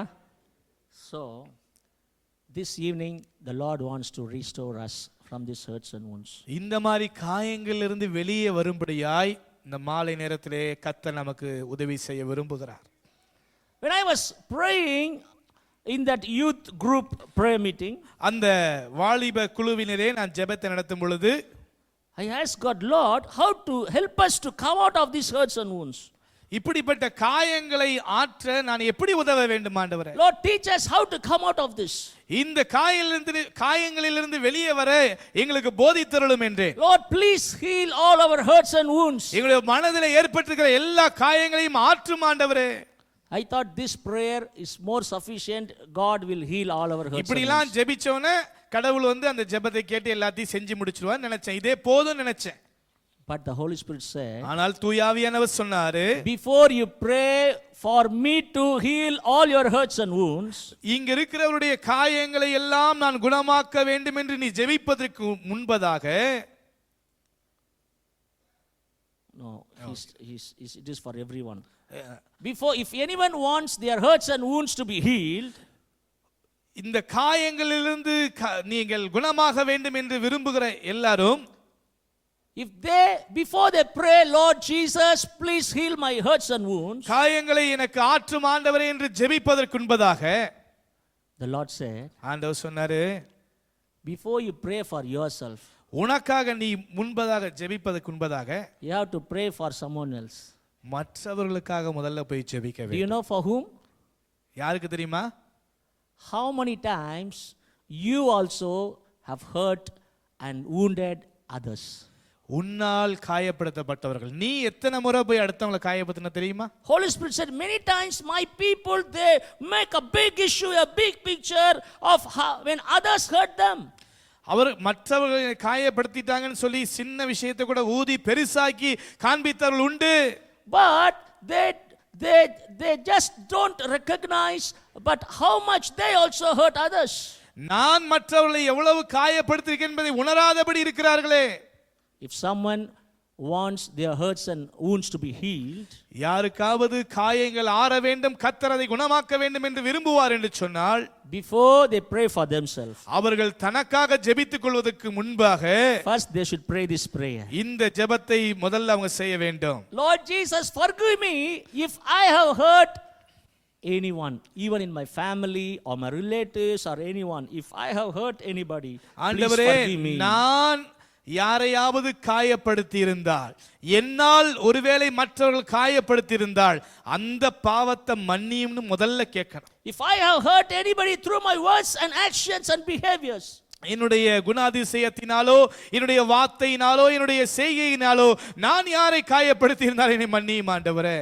the Lord said, ஆண்டவர் சொன்னாரு, when someone has hurt you, how much pain you are going through, யாராச்சும் உங்களை பாதிச்சுட்டா உனக்கு எவ்வளவு வலிக்குது, others also would go through the same pain. அதே போல தான மற்றவர்களுக்கும் அந்த வலி இருந்திருக்கும்.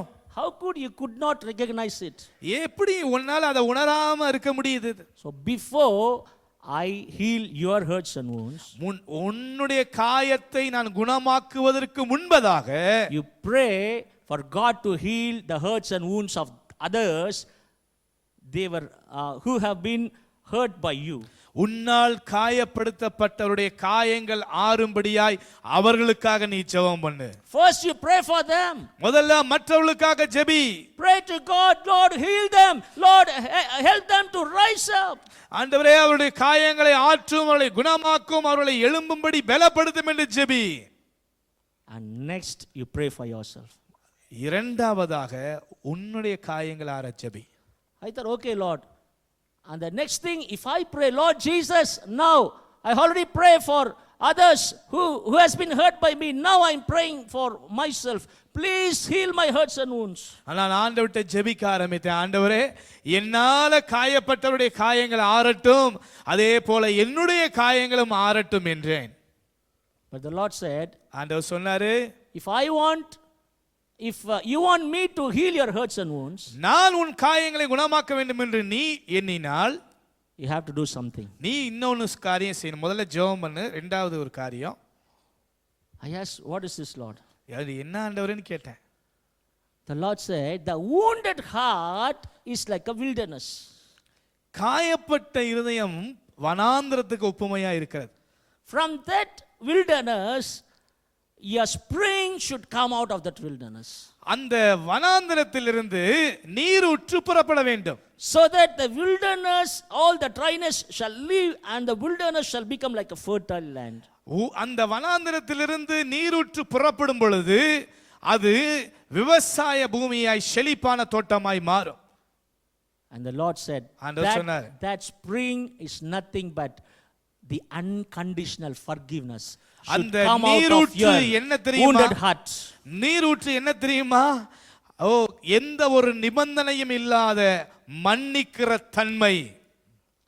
If that person comes and asks me, sister please forgive me, brother please forgive me, then I will forgive.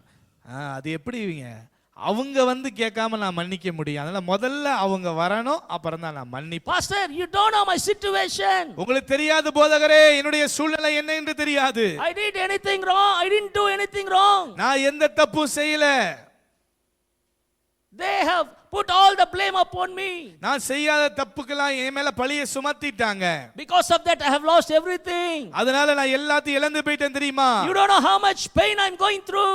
அந்த பிரச்சனைக்கு பிறகு நான் எவ்வளவு வலியை சந்தித்து அந்த வலியினுடைய வாழ்க்கை நடத்தி கொண்டிருக்கேன் தெரியுமா? How can he say, because I am the victim, how can he say I should go and ask forgiveness? இப்படி இருக்கும் பொழுது நான் போய் அவங்கள்ட்ட மன்னிப்பு கேட்கணும் எப்படி சொல்லலாம்? How can he say to release unconditional forgiveness towards that person? இந்த இவ்வளவு மோசமா நான் பாதிக்கப்பட்டிருக்கும் பொழுது நிபந்தனையே இல்லாம அவளை மன்னிக்கணும்னு எப்படி ஆண்டவரே சொல்றீங்க?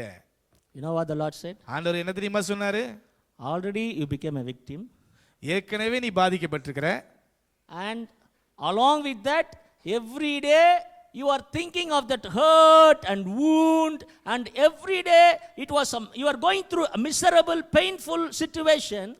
ஏற்கனவே நீ பாதிக்கப்பட்டிருக்கிற. அது மாத்திரம் இல்லாம அந்த காயத்தையும் அந்த வேதனையும் நீ நினைத்து இன்னும் காயமாகி கொண்டே உன் வாழ்க்கையில பரிதாபமான ஒரு மனுஷியாய் வாழ்ந்து கொண்டிருக்கிறாய். But look at the person who has did this thing to you, who has hurt you and wounded you.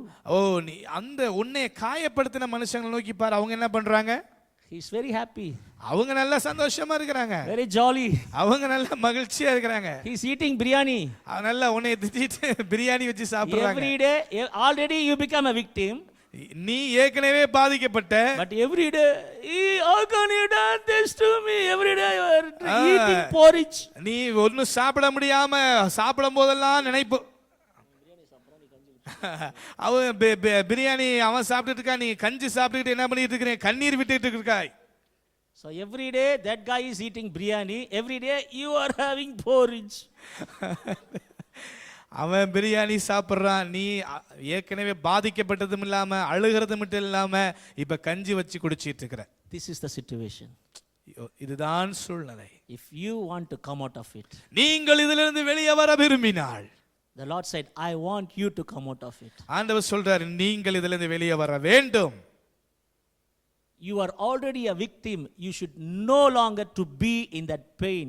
பாதிக்கப்பட்டு ஏற்கனவே சிரமத்துக்குள்ளாய் இருக்கிற நீங்கள் மேலும் மேலும் வலியை வருவித்துக் கொள்ள வேண்டாம். I want you to come out of it. அதிலிருந்து வெளியே வா அன்பு மகனே மகளே. If you want to come out of it, நீங்கள் வர விரும்பினால் you just release that unconditional forgiveness towards that person. நிபந்தனையற்ற ஒரு மன்னிப்பை கொடுத்து விட்டு நடந்ததையெல்லாம் மறந்து விட்டு வெளியே வாருங்க. Then you become a happiest person in this world. அதுக்கப்புறம் பாத்தீங்கன்னா உங்கள மாதிரி மகிழ்ச்சியா வேற யாருமே இருக்க முடியாது. You become a நீங்களே joyful person. மகிழ்ச்சியான மனிதனா You மாறிடுவீங்க. become a joyful person. எப்ப பார்த்தாலும் கலகலன்னு சொல்லி சந்தோஷமா இருக்கிற தேவ பிள்ளையா மாறிடுவீங்க. When that person looks at you, அப்படி அந்த எதிராளி உங்களை பார்த்தானா, hey, how come I already cheated this guy?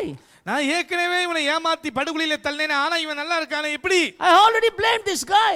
எல்லா பழியையும் சுமத்தினேன், ஆனா சந்தோஷமா இருக்கானே எப்படி? But how come this guy is very happy and joyful? இவ்வளவு பிரச்சனை நான் சொன்ன பிறகு அவன் எப்படி மகிழ்ச்சியா இருக்கான்னு சொல்லி You can say the joy of the Lord is my strength. அந்த எதிரி குழம்பி போவான். அப்ப சொல்லணும், இப்படி சந்தோஷமா இருக்கிறது தான் என்னுடைய பலன், கர்த்தருக்குள் பலன். You may be, laughing at few things because of few things what I said. நான் சில நகைச்சுவை சொல்லும் பொழுது நீங்க சிரித்துக் கொண்டிருந்தீர்கள். But the Lord knows the pain.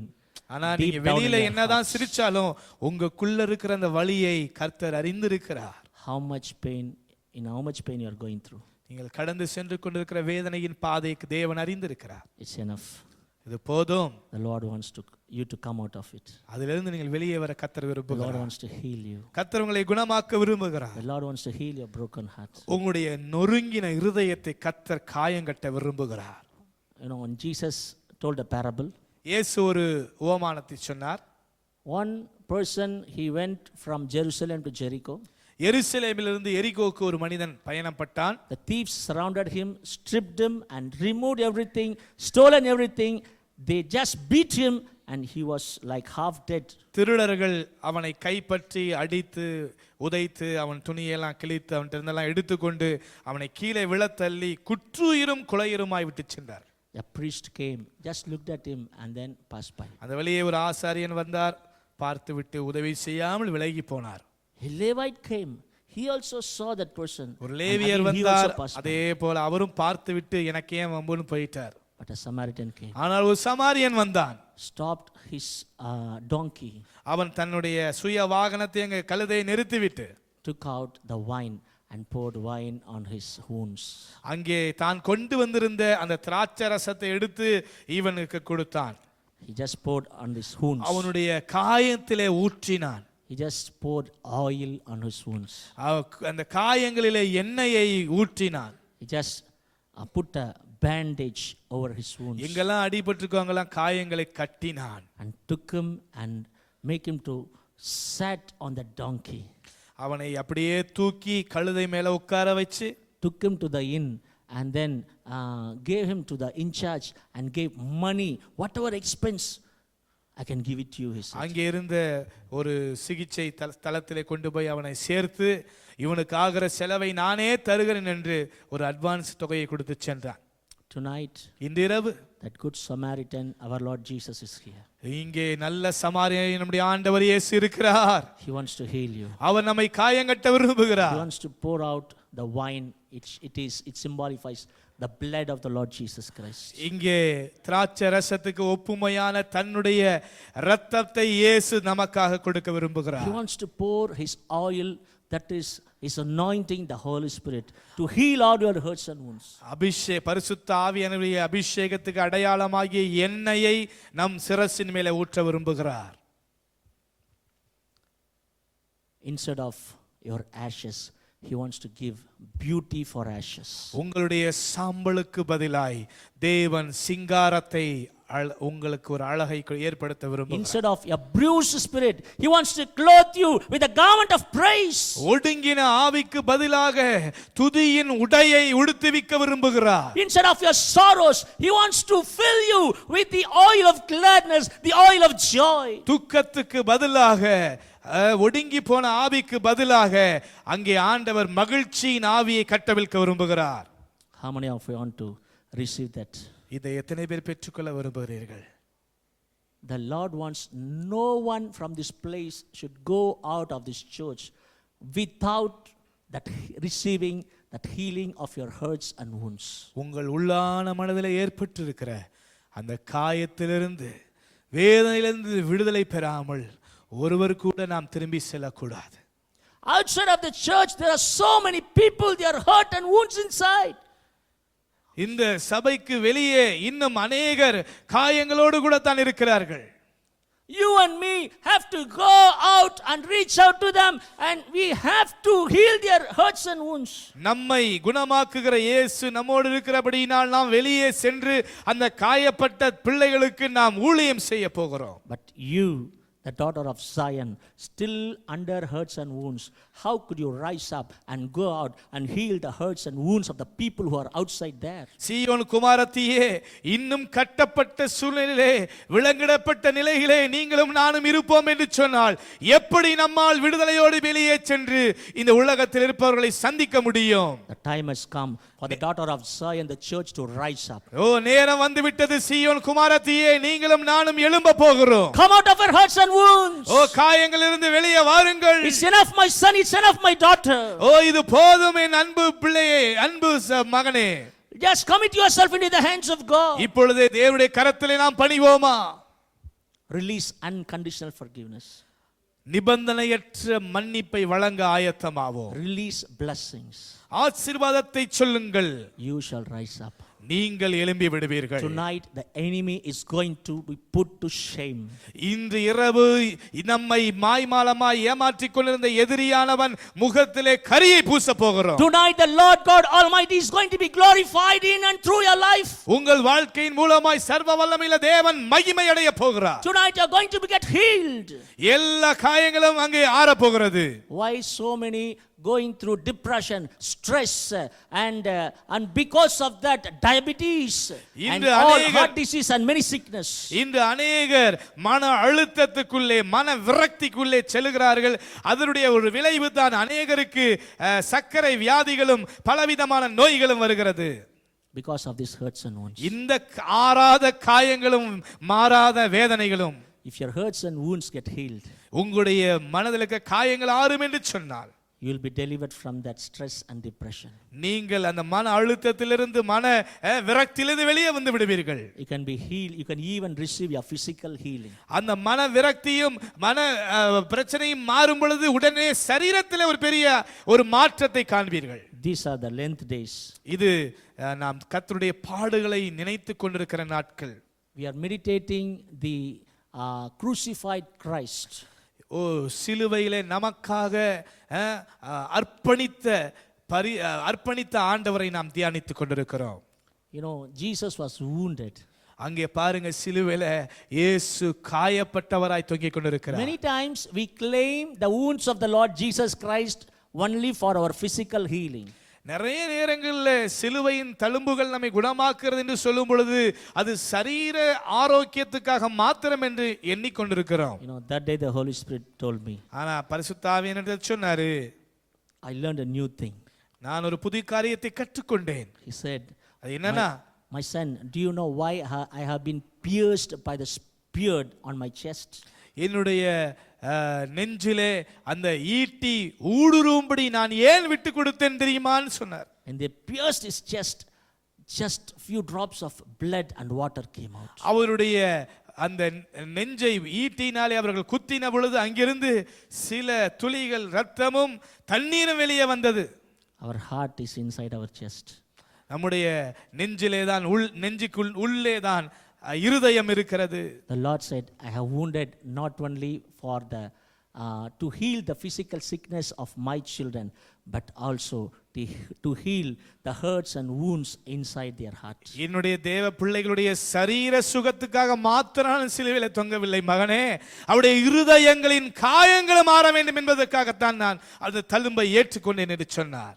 Jesus was wounded even to heal your emotional hurts and wounds. இயேசு கிறிஸ்து காயமானதுக்கு ஒரு நோக்கம் உண்டு. நம்முடைய மனதில் இருக்கிற அந்த சொல்லனா வேதனைகளும் காயங்களும் ஆறுவதற்காகத்தான். Jesus carried all our sickness on the cross. He wants us to receive a holistic healing. தேவன் சிலுவையில எல்லா விதமான வியாதிகளையும் ஏற்றுக்கொண்டதுக்கு ஒரு காரணம் என்ன தெரியுமா? நாம் அவருடைய தழும்புகளாலே, அவருடைய காயங்களாலே ஒரு முழுமையான சுகத்தை பெற்றுக்கொள்ளும்படியா. What is that holistic healing? அப்படி முழுமையான சுகம் என்றால் என்ன? Every child of God should be healthy in their spirit, in their soul and body. ஒவ்வொரு தேவ பிள்ளையும் சிலுவையினுடைய வல்லமையினால முழுமையான சுகத்தை பெற வேண்டும் என்றால் என்ன? அவருடைய ஆவி, ஆத்துமா, சரீரத்திலே அதை பெற்றுக்கொள்ள வேண்டும். If your spirit is broken, you need healing of your spirit. உங்களுடைய ஆவி முறிந்ததா இருந்தால் உங்கள் ஆவிக்கு சுகம் வேண்டும். Our soul consists of emotions, mind and will. நம்முடைய ஆத்துமா வந்து 3 பகுதிகளை கொண்டிருக்கிறது. ஒன்று என்னது? Emotions. உணர்வுகள், மனது, சித்தம். If your emotions is not healed, you are not in that holistic healing. உங்களுடைய உணர்ச்சிகள் குணமாகவில்லை என்று சொன்னால் நீங்கள் முழுமையான அந்த சுகத்தில் இல்லை என்று அர்த்தம். Even your emotions needs healing. உங்களுடைய உணர்வுகளுக்கும் சுகம் வேண்டும். Your mind, you may be physically fit, but you may need a healing of your mind. உங்களுடைய மனதிற்கு சுகம் வேண்டும். சரீரத்திலே சுகமா இருக்கலாம், ஆனா மனதுக்கு சுகம் வேண்டும். Because of that, even the willpower to take a very firm decision, you may not be in a position to take a right decision because of your emotionally you are hurt and wound. மனதளவிலே நாம் சில தீர்மானங்களை எடுக்க முடியாதபடி நாம் கஷ்டப்படுவதற்கு காரணம் என்ன தெரியுமா? நம்முடைய சுய சித்தம் பாதிக்கப்பட்டிருக்கிறது, காயங்கள் இருப்பதுதான் காரணம். And God wants to heal us from all our physical ailments also. நம்முடைய சரீரத்தின் ஒவ்வொரு பகுதிகளிலும் நாம் சுகத்தை பெற்றுக்கொள்ளவும் கர்த்தர் விரும்புகிறார். This evening the Lord wants each and every one of us to receive a holistic healing. இன்று இந்த இரவு நேரத்திலே நாம் அனைவரும் முழுமையான தெய்வீக சுகத்தை பெற்றுக்கொள்ள கர்த்தர் விரும்புகிறார். If we look up to the Lord who was hanging on the cross, நாம் இப்பொழுது சிலுவையிலே நமக்காக தொங்கின ஆண்டவரை நாம் சிந்தனையில கொண்டு வருவோமா? He is going to minister to you. அவர் நமக்கு ஊழியம் செய்ய போகிறார். Shall we all stand up to our feet? நாம் எழுந்து நிற்போம். I'm going to sing a paragraph from a song for you.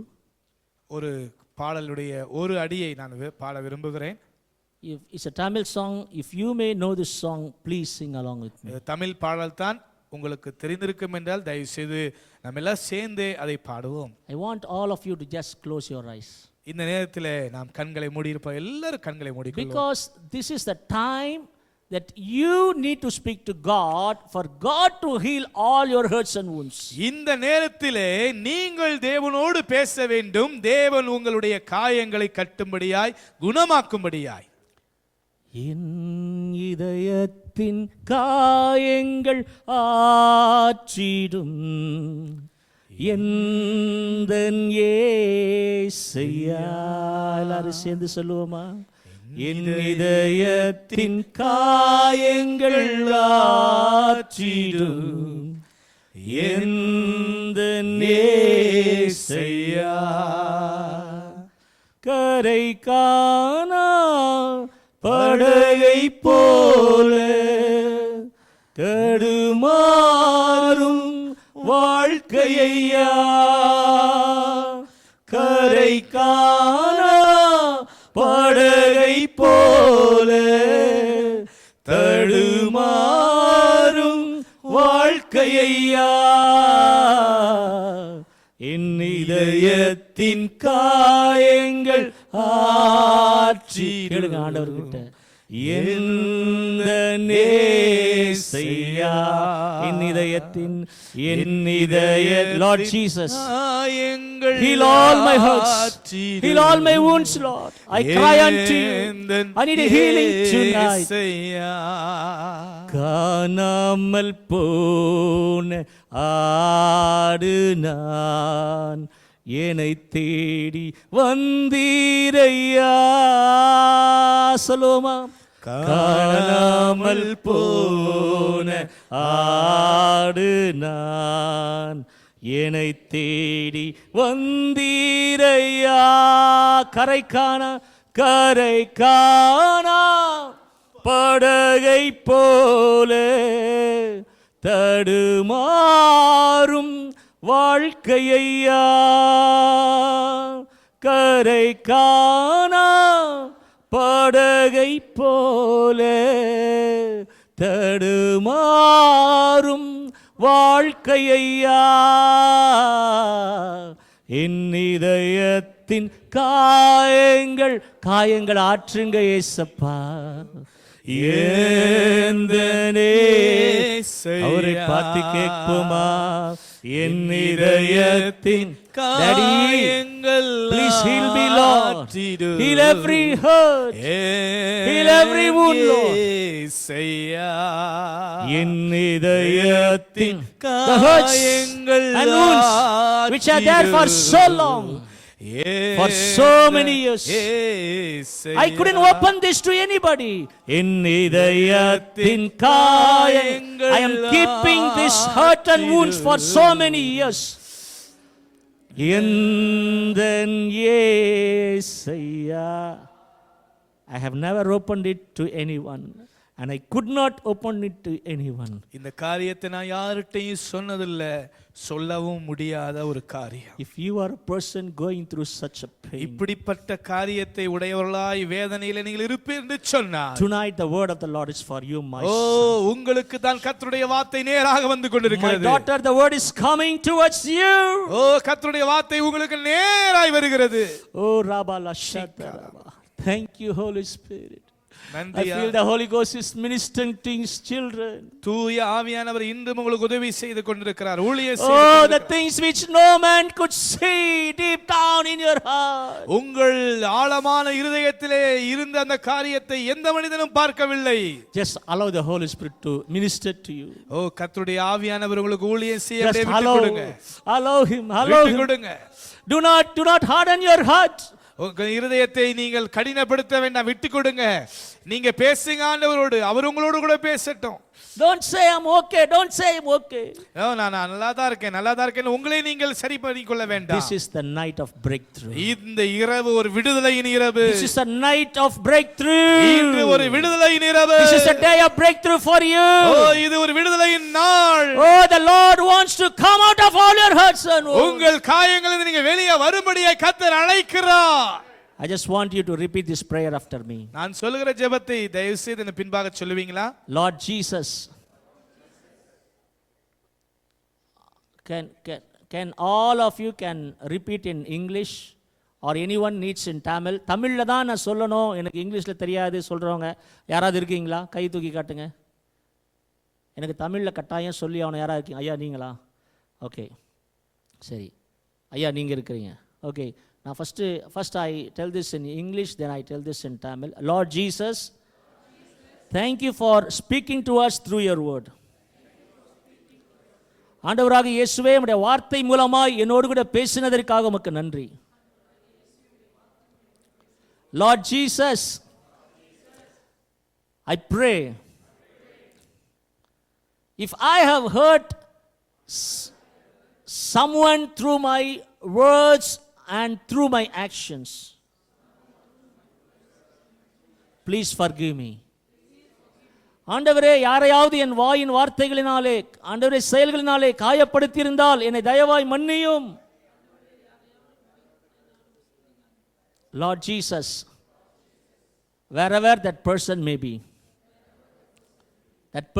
be in my family, in my workplace, maybe a neighbor, a relative, or whoever it may be, please touch that person, heal that person, and let that person rise up for you. ஆண்டவரே, என்னால் காயப்பட்ட அந்த நபர் என் வீட்டிலேயோ வேறு எங்கே இருந்தாலும் அந்த நபருடைய காயங்களை கட்டி குணமாக்குவீராக. அவர்கள் கர்த்தருக்காய் எழும்ப உதவி செய்வீராக. சொல்லுங்க. Next, Lord Jesus, whoever has hurt me and wounded me,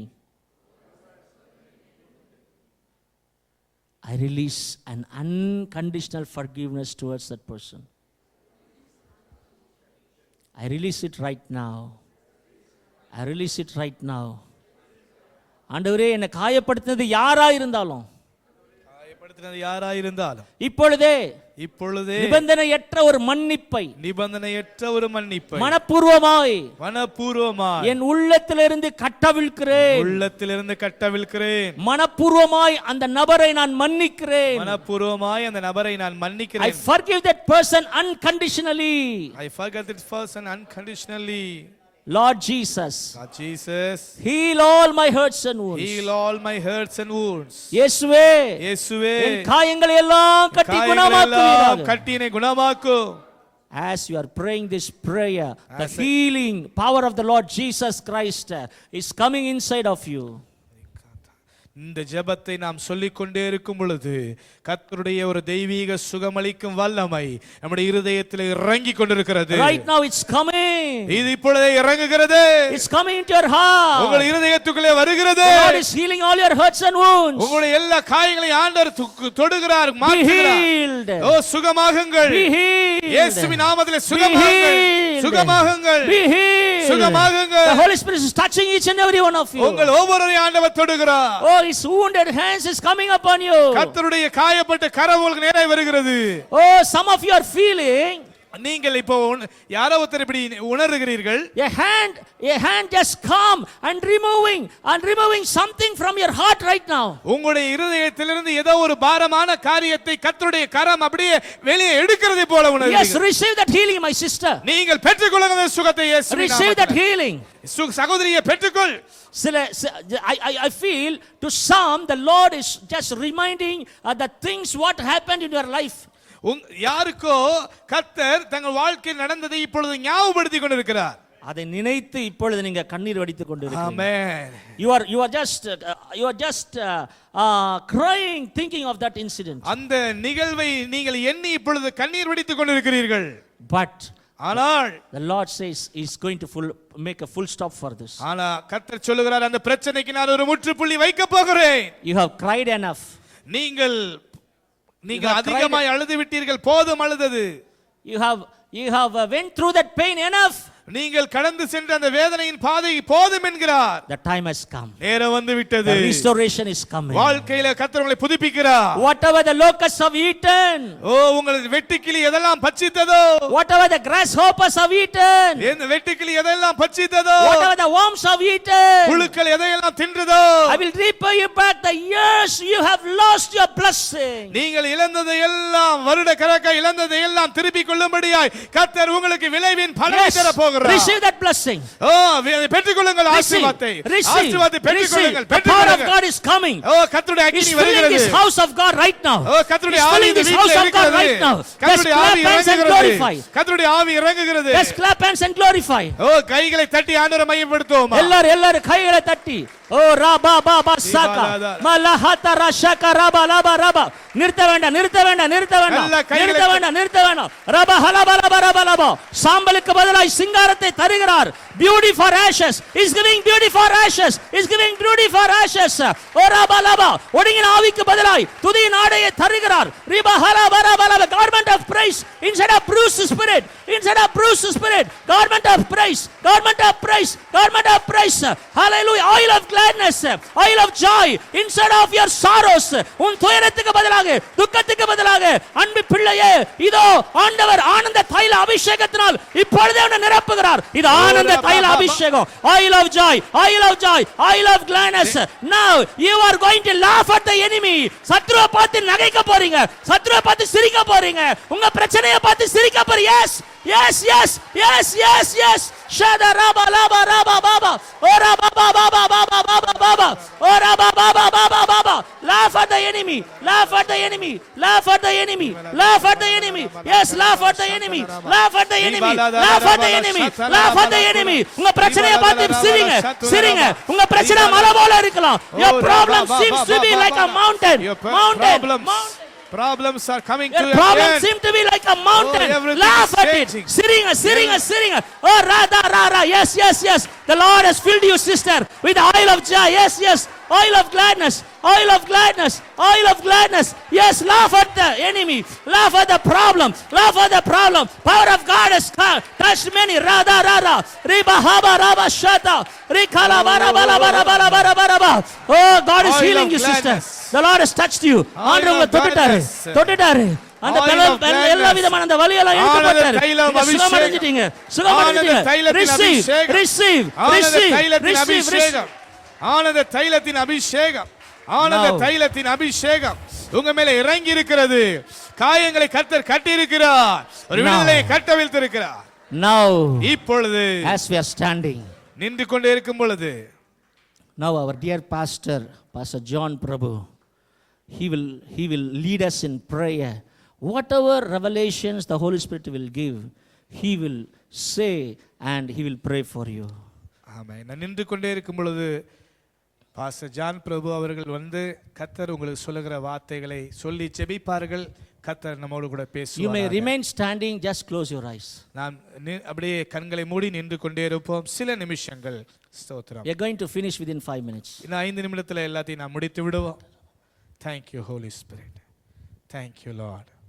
Thank you Jesus. Thank you Lord. Thank you Holy Spirit. இந்த இடத்துல இருக்கிற எல்லாரையும் ஆண்டவர் அளவுக்கு அதிகமாய் நேசிக்கிறார், அளவுக்கு அதிகமாய் நேசிக்கிறார். எரேமியாவில் சொல்லப்பட்ட அந்த வார்த்தையை தூய ஆவியானவர் ஞாபகப்படுத்துகிறார். The Lord is reminding me a scripture from the book of Jeremiah. அங்க சொல்றாரு, என்னுடைய நினைவுகள் சமாதானத்துக்கு ஏற்ற நினைவுகள். எரேமியா 29:11, Jeremiah 29:11 says, for I know the plans which I have for you, plans not to harm you but to prosper you. கைகளை தட்டி தேவனை மகிமைப்படுத்துவோமா? ஹalleluya, ஹalleluya.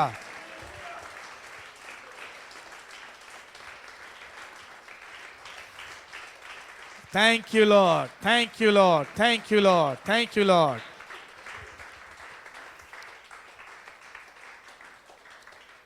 Thank you Lord. ரெண்டு பேருக்கு மட்டும் நம்ம இப்போ ஆண்டவர் சொல்கிறத நான் சொல்லுகிறேன். Thank you Lord. முதல்ல இந்த சிஸ்டருக்கு ஆண்டவர் சொல்கிறார். இவங்க பேர் என்னம்மா? பேர் என்ன? தேவ பாக்கியம். அவங்களுக்கு கடவுள் சொல்கிறாரு, பழைய ஏற்பாட்டில் யோசேப்பு என்ற ஒரு பக்தன் இருந்தார். அவன் வீட்டாரால் பகைக்கப்பட்டு அடிமைத்தனத்துக்குள்ளே சென்றார். அதற்கு பிறகு செய்யாத ஒரு பழியை சுமத்தப்பட்டு சிறைக்கு சென்றார். ஆனால் வேதம் சொல்லுகிறது, சிறையிலும் யோசேப்போடு கர்த்தர் இருந்தார். கர்த்தர் உங்களுக்கு சொல்லுகிறார், சிஸ்டர், நான் உன்னோடு கூட இருக்கிறேன், உன்னோடு கூட இருக்கிறேன். இப்போ சுற்றி இருக்கிற சூழ்நிலைகள் சிறையை போல காணப்படுகிறது. வீண் பழி சுமத்தப்பட்டிருக்கிறீர்கள், நிறைய இழப்புகள், அவமானங்கள், வேதனைகள். ஆனால் கர்த்தர் சொல்றாரு, அந்த நாட்கள் முடிவுக்கு வருகிறது. அந்த தூக்கத்தின் நாட்கள் முடிவுக்கு வருகிறது. வெகு விரைவில் கர்த்தருடைய கரம் உங்களை உயர்த்த போகிறது. சிறைச்சாலையிலிருந்து சிங்காசனத்துக்கு யோசேப்பு கொண்டு போகப்பட்டது போல, உயர்த்தப்பட்டது போல, God is going to lift you up. Hallelujah. His plans are marvelous. You never imagine, but God has a great plan for you. In the name of Jesus, I release the power of God on you. Hallelujah. You will overcome. எந்த டிசீஸா இருக்கட்டும், எந்த சிக்னஸா இருக்கட்டும், உங்களை மேற்கொள்ள முடியாது. You will overcome. You will come up. The Lord is with you.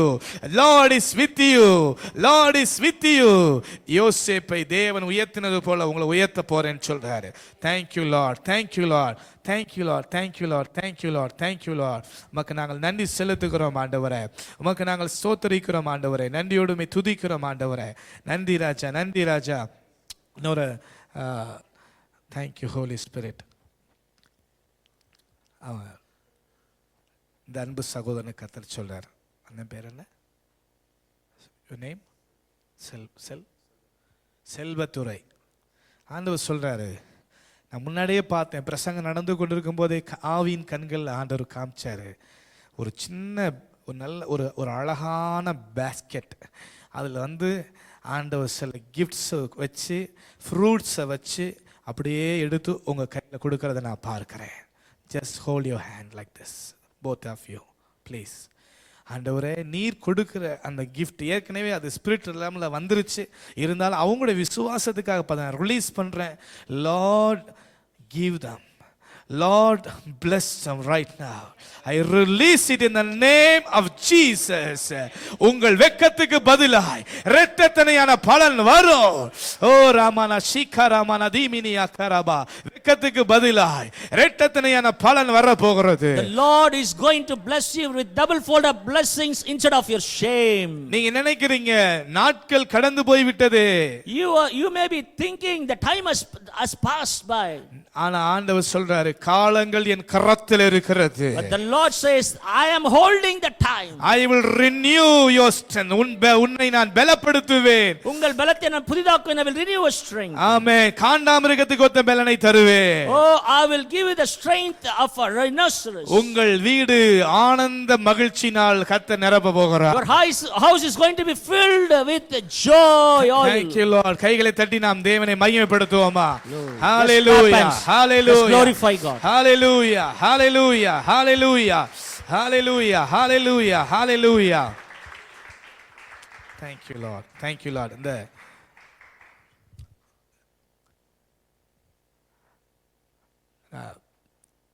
ஒரு travel உங்களுக்கு இருக்குமா? You will travel within this year.